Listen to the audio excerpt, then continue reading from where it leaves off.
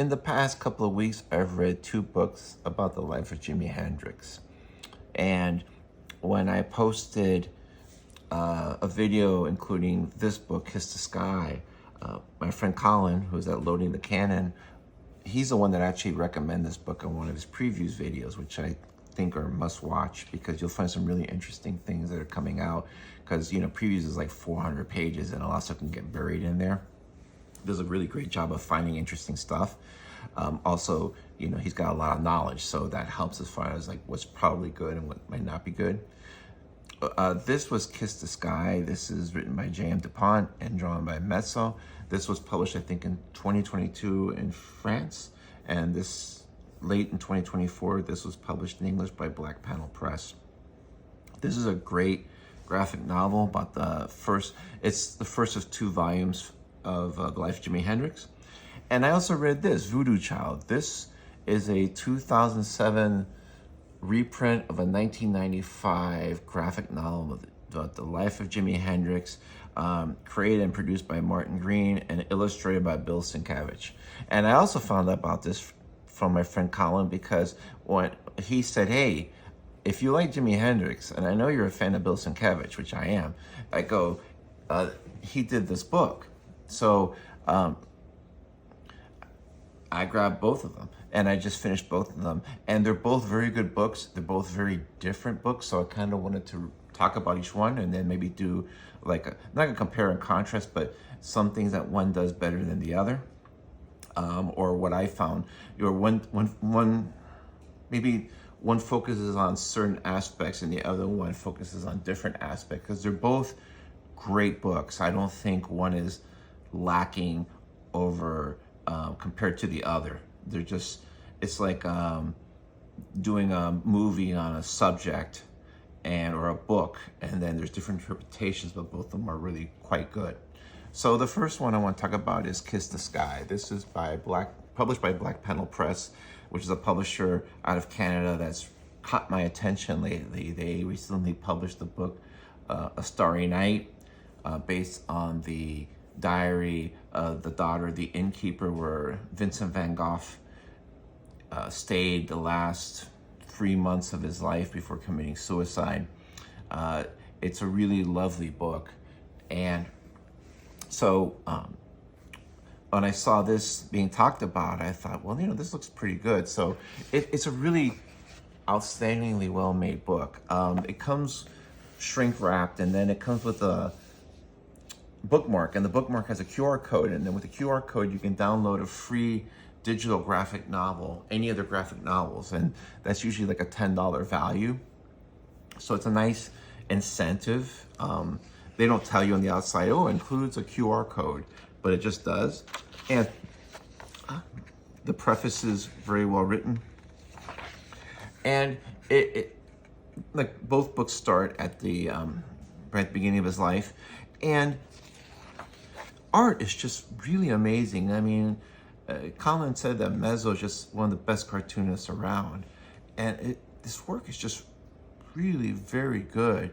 And I think he does a really good job drawing African Americans well. I find that for some reason, not all artists can draw African Americans well, and they're all distinct. It depends what part of Africa the descendants came to. It depends on a lot of things. They have different chin structures or cheekbone structures, noses.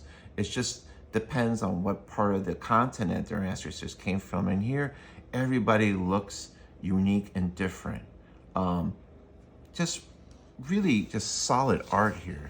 And as you can see, it's just like a regular graphic novel or a comic.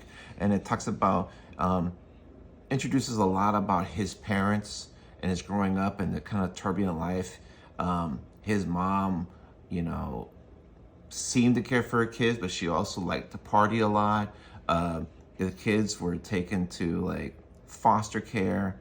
And then when the dad came back from the military, after World War II, he took, he found Jimi and he's like, no, I'm gonna have him stay with me. And then him and his wife, Jimmy's mom, had like an on again, off again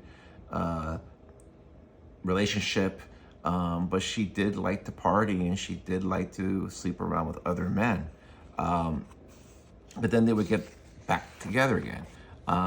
He had to grow up with all of that turmoil. I mean, they had other siblings, and then those siblings eventually were taken to foster care because either the mom wasn't around or the father couldn't support them or whatever. It's just very turbulent upbringing in that respect. There just wasn't a lot of consistency and a lot of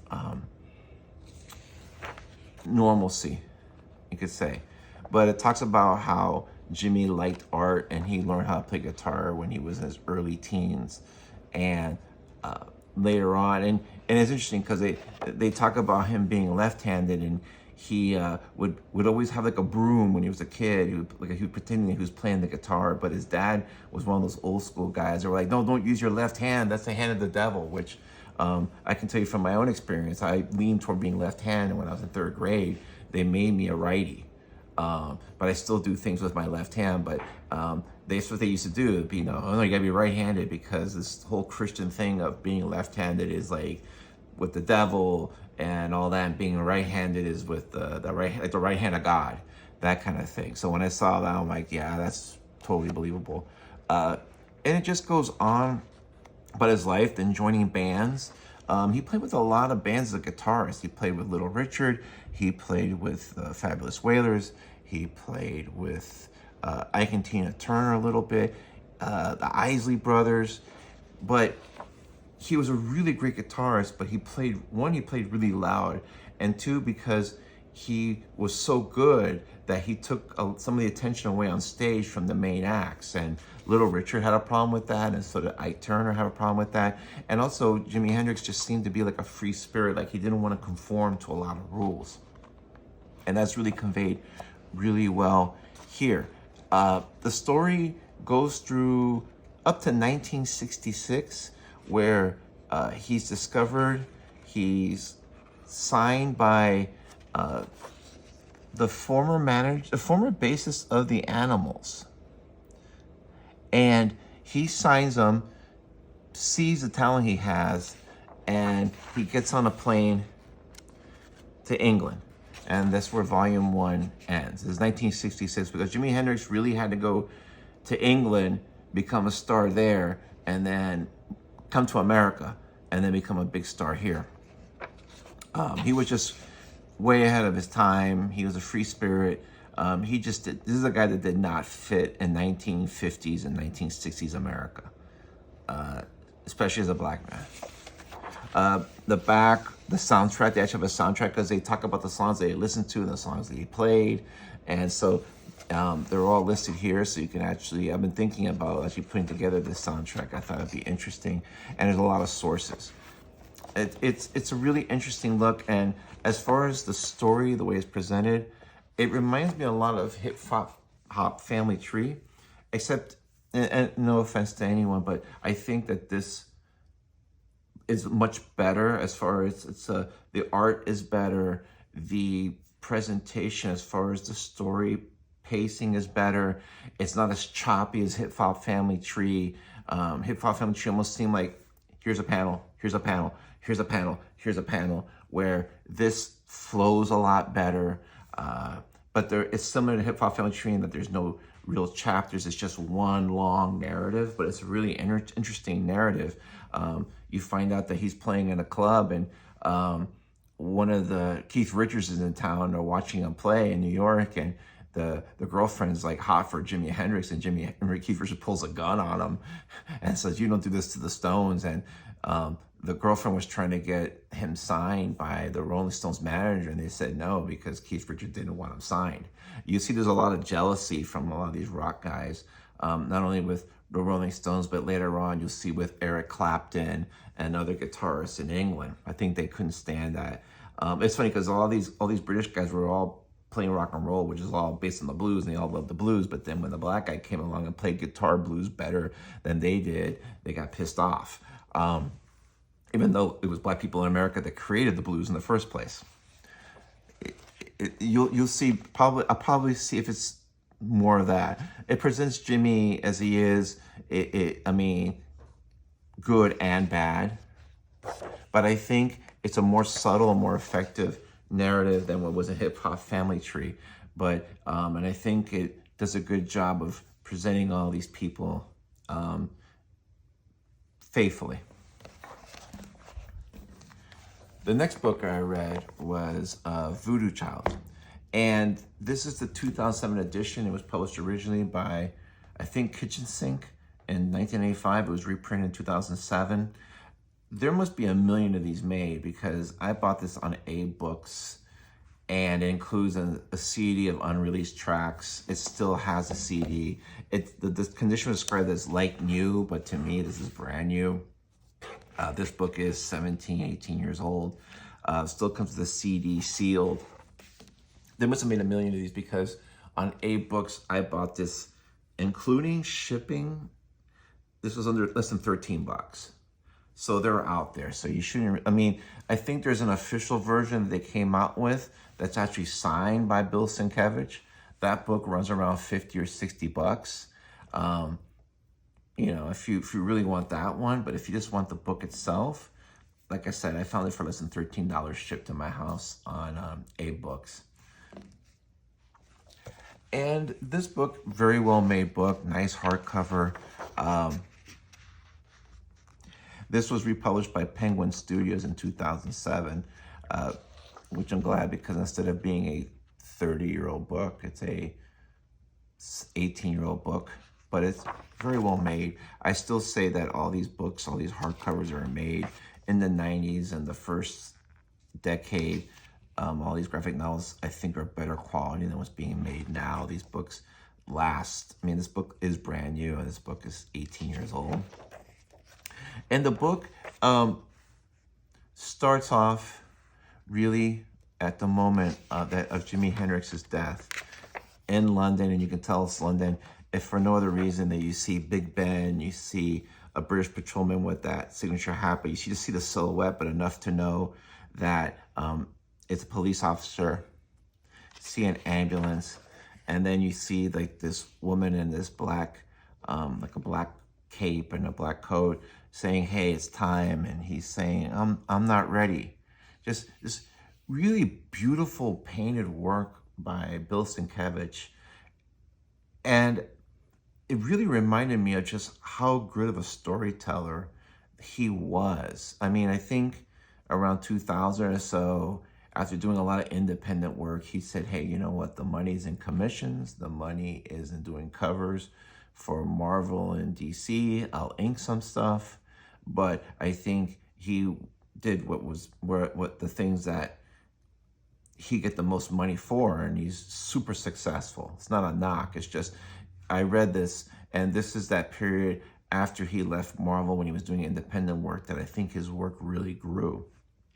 So it's all painted pages, and it starts also as him as a baby.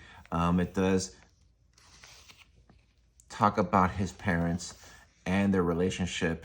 Not maybe as much detail in some cases as the Kiss the Sky, but enough. But the story is carried forward, and this book is carried forward by dialogue, and also the narration is either from his private journals, from private poetry he wrote, or from song lyrics from Jimi Hendrix songs. While this book is, the narrative is mostly dialogue from unknown individuals, but it doesn't really, the dialogue isn't based on any of his work or his writings. But this is just a really interesting book. The color choices here are just great. This is Sienkiewicz at the top of his game. There's this one sequence where his dad comes back from the military, and you just see the sequence where this guy's in his, you know, the army fatigue or army dress, you know, when they would come back home. And then he's holding a picture of his dad, and he's looking at it close, and he looks up at the guy who's in front of him, and he looks at the picture, looks at the guy, and he smiles, and he hugs him. And he realizes that is his dad. Then, you know, they show his mom like the party and going out and stuff, and all these different colors. And I just love the use of the colors. And, talk about, in both books, about how Jimi liked fantasy. Like he loves science fiction. He loved comics. And you saw that evident in a lot of the songs that he wrote. And then early on, when he was a kid, he got his first guitar. And it just, again, I love the use of colors. I love the, how some events are here, and then when you see a song lyric, it makes you wonder if that song lyric was based on this event. In a lot of cases, you see it is. So it's just, a lot of his lyrics sometimes seem out there, but if you understand, I think, the subtext and the context they relate to, it makes sense. This is I love this one page because Jimi Hendrix decides to go into the army, and I love this one scene where this guy's just screaming, and he says, "Your heart may belong to mama, but your ass belongs to me." And Jimi Hendrix tries out for the paratroopers, and he actually makes it into the 101st Airborne, which is the Army's most prestigious unit. But he has an accident on a jump, so he gets an honorable discharge due to disability. And then he's just trying to find his way. And these are some of the guys he's played with. Because, as I mentioned, Little Richard and Ike and Tina Turner, but also James Brown. He played with Ray Charles. He just played with a lot of different people. And as the book goes on, and you see all this, like, a lot of times all these words are put here just to kind of tell you who he played with, instead of saying he played with this or he was inspired by so and so. You just see all these names.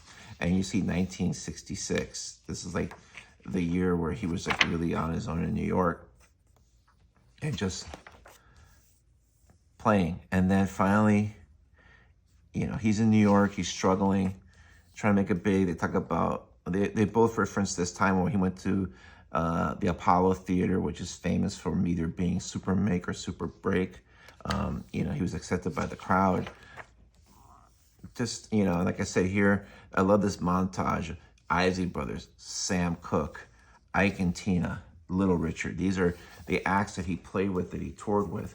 But for one reason or another, he just couldn't hang on. He was like too much of a free spirit, and also was too much of an attraction. Like, he was taking away the limelight by Little Richard. Like, there's this one scene here where Little Richard enters the tour bus and says, "Hey man, you don't upstage me, so I'm gonna fine you from your pay." And Jimi Hendrix says, "Well, you're not paying me anyway, so where you gonna take it from?" So Jimi Hendrix says, "Well, I'm gonna take out my pay, you still owe me." He says, and then you hear slam, and the next thing you see the bus pulling away. You see Jimi Hendrix with a guitar and a suitcase on the side of the road.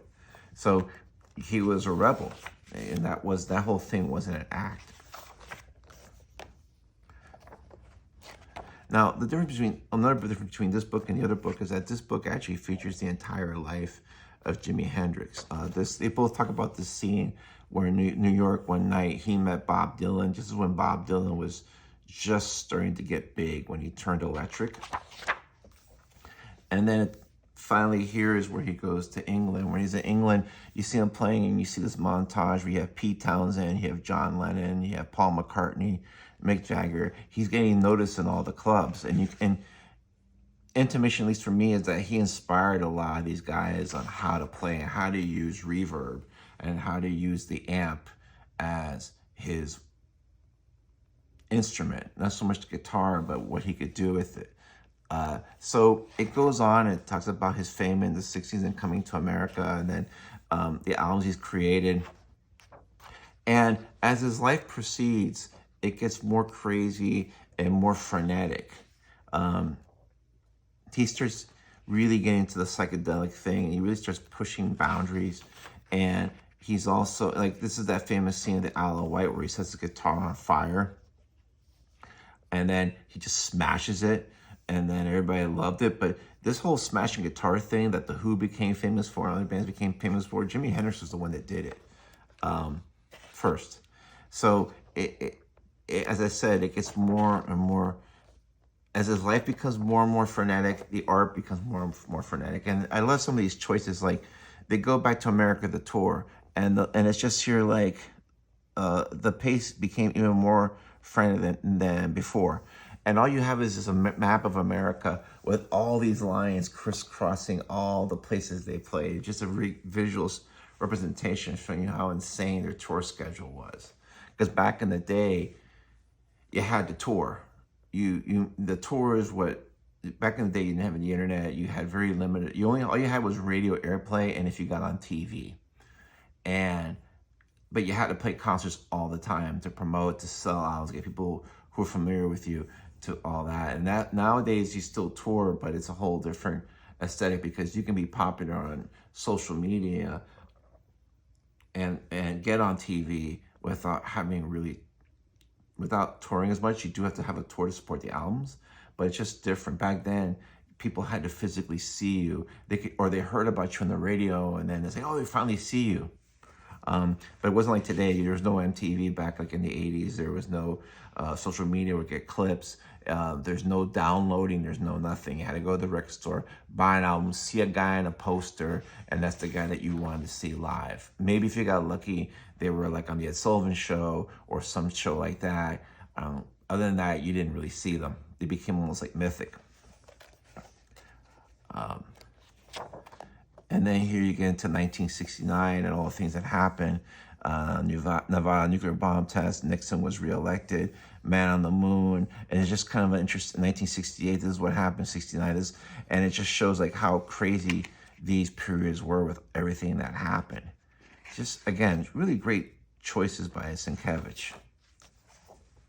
And as I said, is life becomes more frenetic and crazier. So does the art, so does the colors. The color choices, so does the layouts. You can just see that's almost like, I wouldn't say spiraling out of control, but you can tell that the way he was living was not sustainable. And then the book ends where, they actually do show representation of and I'm only going to show it to you because everybody knows how this story ends, unfortunately.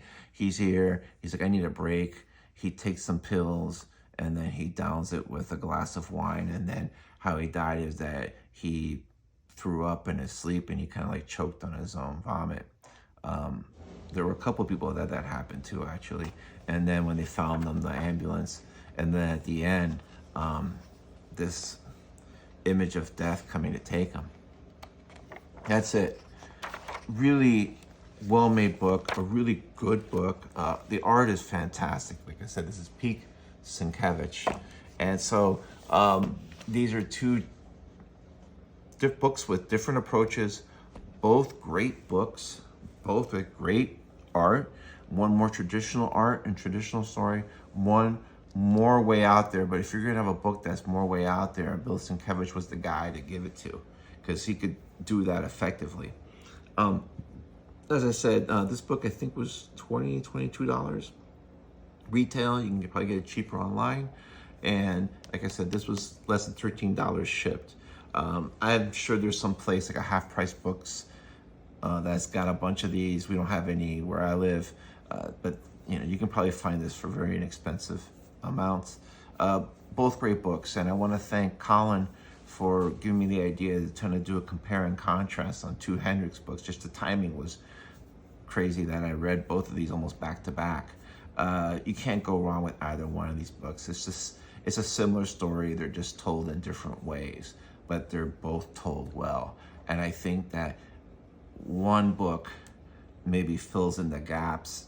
Maybe because when you make books just like a movie or TV show, you have to make artistic choices. You have to say, okay, we're going to focus on this. We're not going to focus on this as much, or we're going to skip this, but we're going to include this. So they include a lot of the same things, but there's certain things that they focus on or include that maybe aren't included as much in the other books. So if you really are a Hendrix fan and you want to read just really great graphic novels and with really good art and really good story about a very interesting figure who sometimes doesn't get enough credit for the impact that he had on rock music.